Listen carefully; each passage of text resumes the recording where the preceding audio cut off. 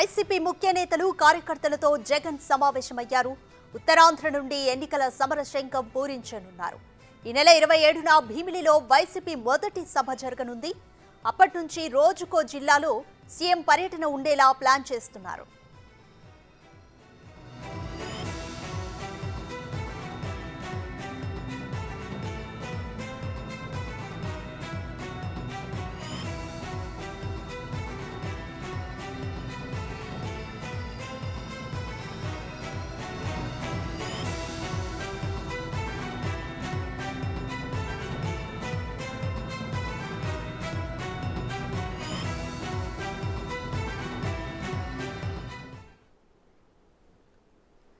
Complete details మా ప్రతినిధి శివ అందిస్తారు.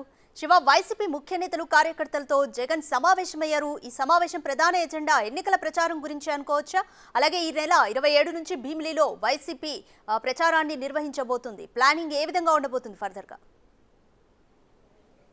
అదిగా మొత్తం మీద చూసుకుంటే వైఎస్ఆర్సీపీకి సంబంధించి కూడా వైసీపీ అధినేత జగన్మోహన్ రెడ్డి ఇటీవల కాలంలో అభ్యర్థులకు సంబంధించి మార్పులు చేర్పులు చేసిన పరిస్థితి కనిపిస్తూ ఉంది. 4 జాబితాలకు సంబంధించి దాదాపుగా 58 మంది అసెంబ్లీ అభ్యర్థులను మార్చారు.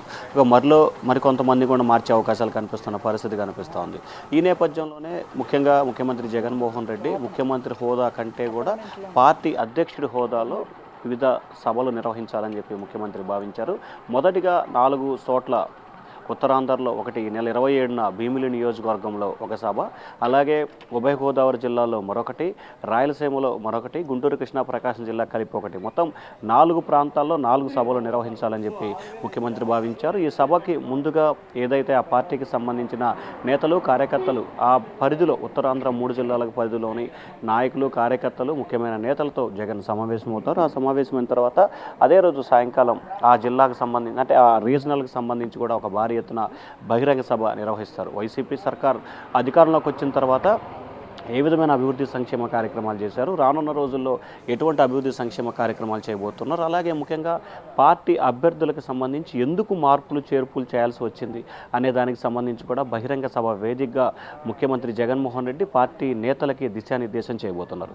2024 ఎన్నికల గెలిపే ధ్యేయంగా ముఖ్యమంత్రి ఈ సభలకి కీలకంగా ప్రాధాన్యత ఇస్తున్నట్టు తెలుస్తూ ఉంది. 4 చోట్ల జరగబోతున్న ఉత్తరాంధ్ర, ఉభయ గోదావరి జిల్లా, కోస్తాంధ్ర, రాయలసీమ ఈ 4 ప్రాంతాలకు సంబంధించి 4 చోట్ల జరిగే సభలకు సంబంధించి కేవలం వైఎస్ఆర్సీపీకి సంబంధించిన ఎంపీలు, ఎమ్మెల్యేలు, నియోజకవర్గ నాయకులు, కార్యకర్తలు, అభిమానులు వీరి నేతృత్వంలోనే ఈ సమావేశం జరుగుతూ ఉంది. ఆ తర్వాత బహిరంగ సభ జరగబోతోంది. దీనికి సంబంధించి కూడా వైఎస్ఆర్సీపీ ఎన్నికల శంఖారాన్ని పూరించబోతుంది. ఈ నెల 27న ఉత్తరాంధ్ర నుంచి కూడా ముఖ్యమంత్రి జగన్మోహన్ రెడ్డి ఎన్నికల సమర శంఖాన్ని పూరించబోతున్నారు. రాధిక.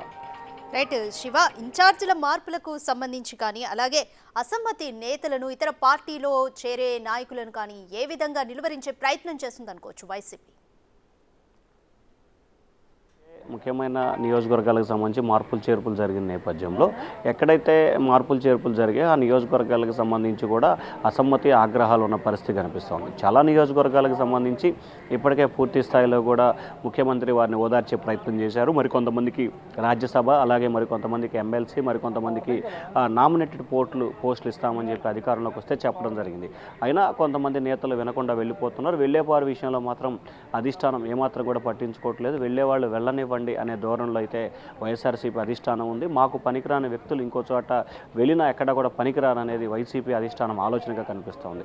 ఎందుకంటే 1కి 2కి 3 సార్లు సర్వేలు చేసిన తర్వాతనే అభ్యర్థుల పట్ల వ్యతిరేకత ఉన్న నేపథ్యంలోనే మార్పులు చేర్పులు చేస్తున్నాం తప్ప వేరే కారణం ఏది లేదు. కాబట్టి సో అక్కడ వ్యతిరేకత ఉన్న వ్యక్తి మరొక చోట ఎక్కడ కూడా గెలిచే అవకాశాలు ఉండవనేది వైఎస్ఆర్సీపీ భావిస్తూ ఉంది. సో ఈ నేపథ్యంలో ఒకవేళ పోటీలో నిలబడ్డా ఓడిపోయే వ్యక్తులు ఎక్కడున్నా ఒకటే, వారి గురించి అంత సీరియస్గా తీసుకోవాల్సిన అవసరం లేదనేది వైఎస్ఆర్సీపీ ఆలోచనగా కనిపిస్తూ ఉంది. రేఖ. Thank you Shiva.